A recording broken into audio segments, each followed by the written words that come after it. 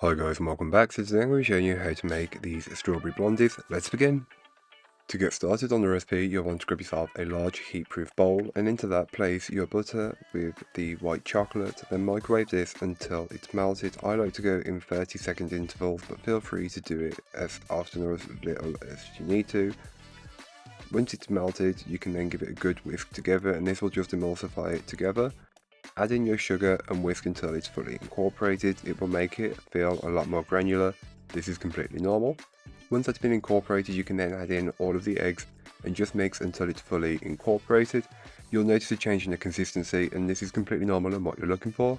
Don't forget to add in your vanilla extract and whisk it in until fully incorporated. Then you can go ahead and add in the exciting ingredient, which is strawberry powder. It makes these blondies a pretty pink colour without adding any, artificial colours or flavours, which is perfect for this recipe. Whisk in the strawberry powder until fully incorporated, then add in the rest of your dry ingredients, which is your flour and your chocolate and your salt. Then fold these in until they are fully incorporated into the mixture and you have a batter that has formed. It should be clear with no traces of a single ingredient. So then you can go ahead and grab yourself a 9x9" square cake tin, which has been lined with some parchment paper, and transfer the blondie batter into that. And then you'll just want to spread and level it out as best as you possibly can, as this will help with the consistency of baking. But before you put it into the oven, you'll want to go ahead and place on dollops of the jam. I'm using a jam which is store bought with champagne in, but feel free to just use strawberry. I thought with it being Valentine's Day, the one with champagne in would work really well. So just take your knife, swirl it around until you have a pretty pattern, and of course this will work perfectly as the red and pink really work together.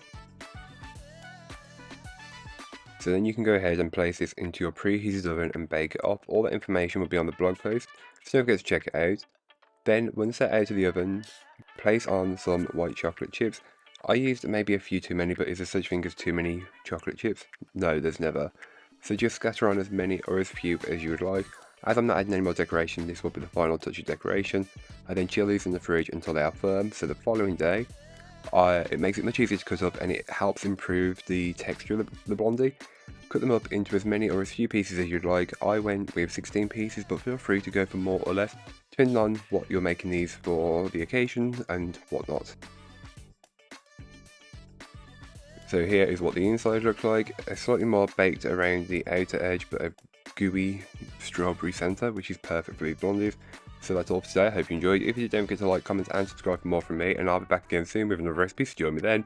In the meanwhile, don't forget to check out the description. There'll be links to this recipe, a link to my blog, and links to all my social medias. But that's all for today. I hope you enjoyed. Bye guys.